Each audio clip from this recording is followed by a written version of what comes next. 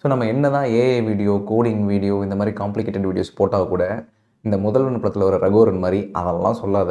எந்த ஸ்டாக் வாங்கினா மேலே போகும், எந்த ஸ்டாக்கு பிரேக் அவுட் ஆகுது, அதை முதல்ல ஈஸியாக ஐடென்டிஃபை பண்ணுறதுக்கு வழி சொல்லு அப்படின்றது தான் நிறைய பேர் கேட்குறாங்க.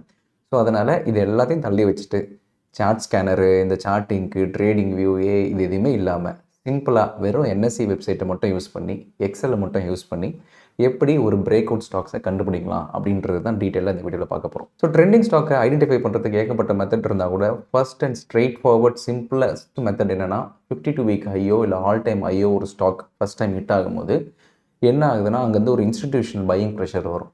ஸோ என்னவோ ஒரு மியூச்சுவல் ஃபண்ட்ஸாக இருக்கலாம், இல்லைனா ஒரு பெரிய லார்ஜ் ஹெட்ஜ் ஃபண்ட்ஸாக இருக்கலாம், இவங்க அந்த ஸ்டாக்ஸை வாங்குறதுனால ஒரு பையிங் ப்ரெஷரில் அந்த ஸ்டாக் மேலே போக ஆரம்பிக்கும். ஒன்ஸ் மேலே போக ஆரம்பித்தவொடனே ரீட்டைல் இன்வெஸ்டர்ஸ் பார்க்க ஆரம்பிப்பாங்க. அவங்க பார்க்க ஆரம்பித்தவொடனே அவங்களும் உள்ளே வருவாங்க.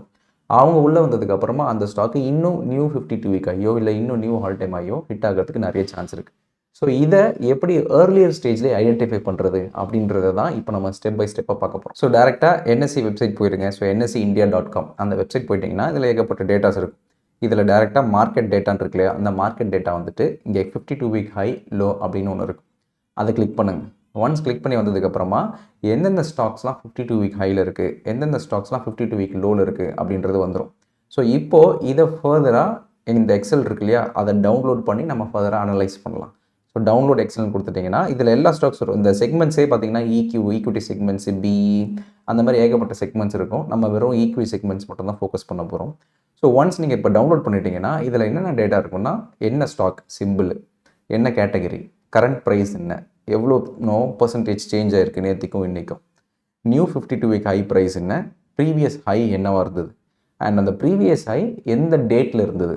ஃபார் எக்ஸாம்பிள் நேற்று ப்ரீவியஸ் ஹை தான் டேட்டுன்னு வச்சுப்போமே, இன்றைக்கி கிராஸ் ஆகிருக்குன்னா ஜஸ்ட்டு அது அப் ட்ரெண்ட் கண்டினியூ ஆகிட்டே இருக்குன்னு அர்த்தம்.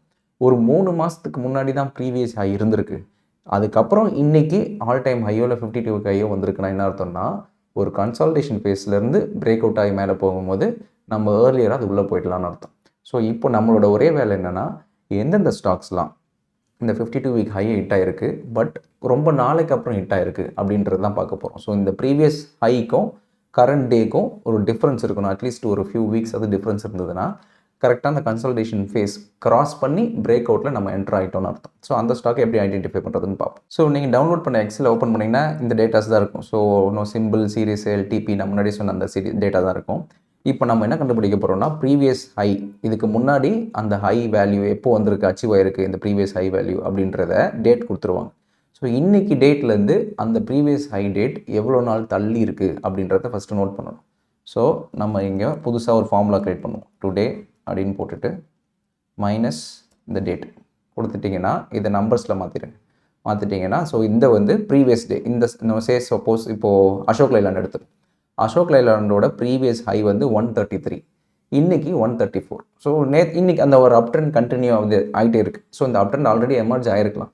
ஸோ நம்ம இப்போ போய் என்டர் ஆகணும்னா மேபி டிலேடாக இருக்கலாம். அதனால் நம்ம என்ன பண்ண போகிறோம்னா, இந்த நம்பர் ஆஃப் டேஸ் இருக்கு இல்லையா, அதை ஷார்ட் பண்ணி ஹையஸ்ட் டு லோவஸ்ட் வைக்க போகிறோம், டிசெண்டிங் ஆர்டரில் வைக்க போகிறோம்.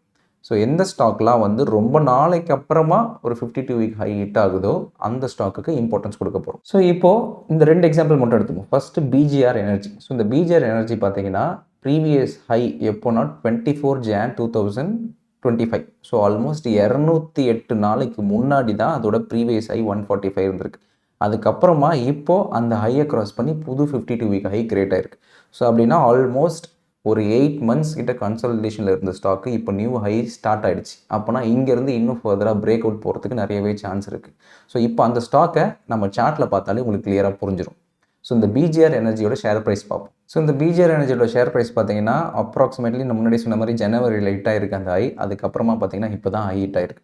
ஸோ ஆல்மோஸ்ட் இந்த டேலேருந்து இந்த டே வரைக்கும் பார்த்தீங்கன்னா ஒரு பெரிய ஒரு கன்சல்டேஷன் ஃபேஸ். ஸோ இந்த ஃபேஸ்க்கு அப்புறமா இப்போ பிரேக் அவுட் ஆகி போகிறதுனால இப்போ இங்கேருந்து ஃபர்தராக இந்த ஸ்டாக்கு எவ்வளோ நாள் மேலே போகிறதுக்கு நிறையவே சான்ஸ் இருக்குது. So at the start of the பிரேக் அவுட்லேயே நம்ம என்டர் ஆகிட்டோம்னா நமக்கான ரிஸ்க் ரிவார்ட் ரேஷியோ ரொம்பவே அதிகமாக இருக்கும். ஸோ அதே மாதிரி அடுத்த கம்பெனி பார்த்தீங்கன்னா பன்சாரி. ஸோ பன்சாரின்னு ஒரு கம்பெனி. ஸோ அந்த கம்பெனியோட ப்ரீவியஸ் ஹை பார்த்தீங்கன்னா 271. அது வந்து எப்போது 10th February அப்போது அந்த ஹை வந்திருக்கு. அதுக்கப்புறமா இப்போ தான் ஒரு 7 மாதத்துக்கு அப்புறமா அந்த ஹையை கிராஸ் ஆகி போகுது.